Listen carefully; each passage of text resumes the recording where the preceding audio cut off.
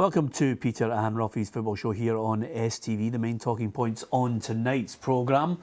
Did the best team win in both League Cup semi-finals? Also, Aberdeen want a 50-50 split in the ticket allocation for next month's Gala Showcase at Hampden against Celtic. Mark Warburton says Rangers won't be spending recklessly to try and close the gap on their great rivals. And Dundee have signed striker Marcus Haber. That's just a few of the talking points on the programme today. So let's first of all talk about the battle yesterday. Celtic came out on top with a bit of class from Moussa Dembele. Ruffy, were they worthy of their win? Yeah, I think in the end they were. You know, they were the team that were creating most of the chances. Rangers did have a couple of chances but never took them. But I think on the whole, I think everybody would agree the possession was always Celtic. The shots on goal were all about Celtic. So I think at the end, you know, I think it looked as if they were just wearing Rangers down. I think if it went into extra time, Celtic would have probably got that goal then, if not in the 88th minute. So no, I don't think Rangers have got any qualms about that. I think Celtic were the better side. This is what the Celtic manager, Brendan Rodgers, had to say about the game. Defensively, first and foremost, tactically, the players were brilliant. They stopped them building, and any time they did try to build, the pressure and the intensity of the press we were able to put on them was at a real high level. And then when we had the ball, we created opportunities and looked a real threat going forward.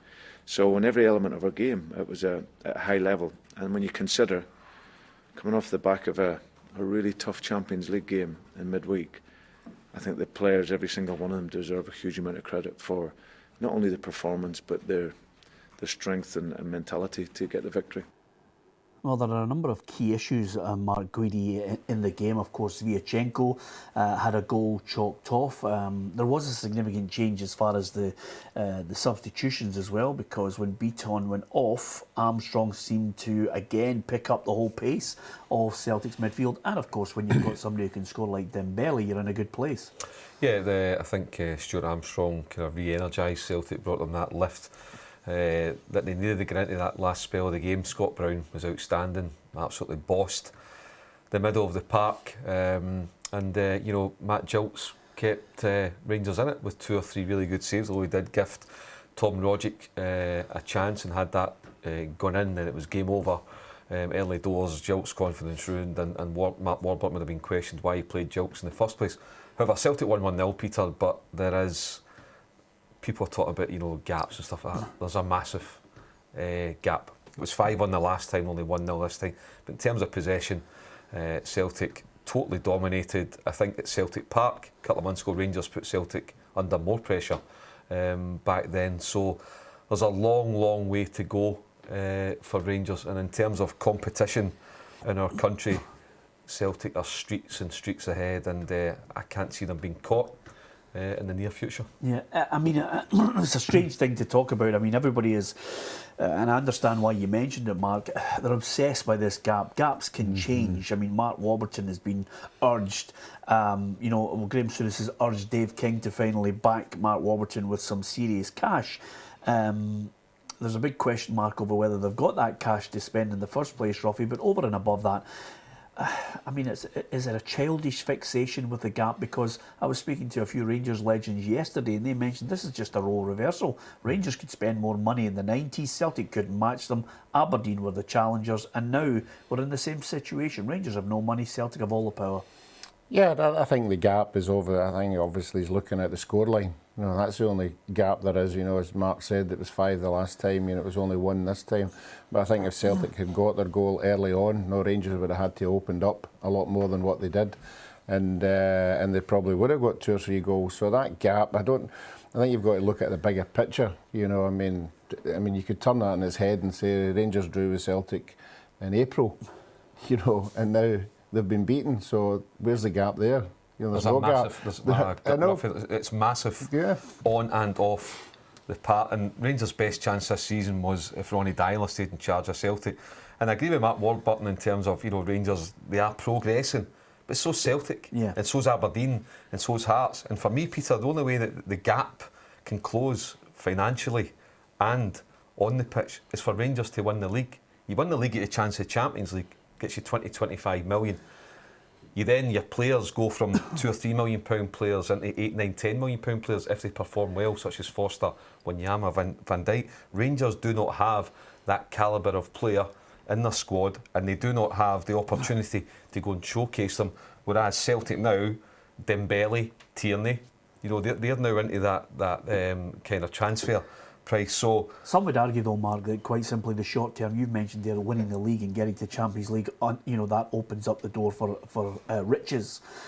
But some would argue that the need is now, when the need is now, and it comes from the investor who promised £30 million to try and bridge that gap. To go and win the league, Peter. But over the course of 38 games, if you look at both squads, you look at the benches yesterday, Celtic are miles ahead of Rangers. I mean, there's no chance in sight over 38 games of Rangers catching Celtic.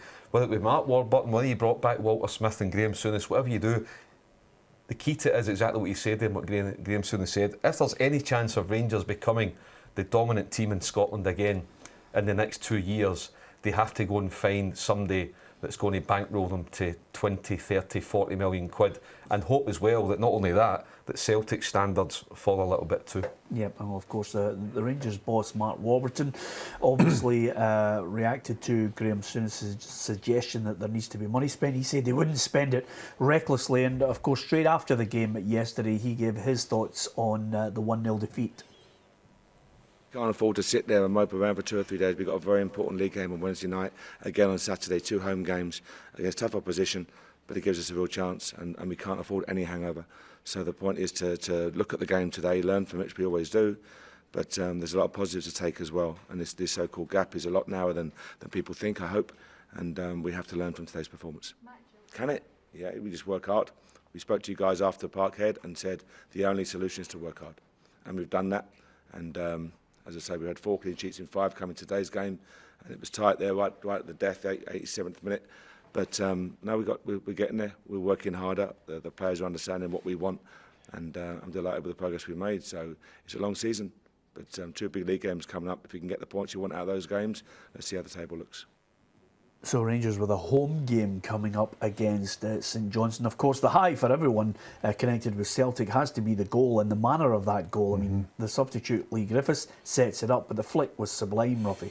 Yeah, it was a good, it wasn't a great build-up, obviously Lee Wallace got caught on the wrong side. I'm sure Lee would be open enough to say he could have done better there, but all credit to Lee Griffiths. He'd only one thought in his mind, is that to put the ball into the box, danger man, and you have to say that the flick, I never saw the flick initially, the first time I saw it, just hit the back of the net, but when you see it again, it's just a touch of brilliance. If some in the continent had done that kind of goal, we'd all be raving about it. It's no, the big guy, he's on fire just now. Yep, and of course scoring the goal and winning the game was at the forefront of Moussa Dembele's mind, but he also praised his teammates as well after the game. This team is capable of a lot of things, when we are out here and we give 100%, I think we're capable of doing a lot of things, but I won't say that we are capable of doing the triple, we'll just see when the game's going how we play, and hopefully we can keep winning games, and we'll see what happens. Well, the headline this morning, Mark, was that he wants to torment defences in Scotland for years to come. I think if Celtic can hold on to him to the summer, they'll be doing really well, because everybody and their granny seems to be watching him.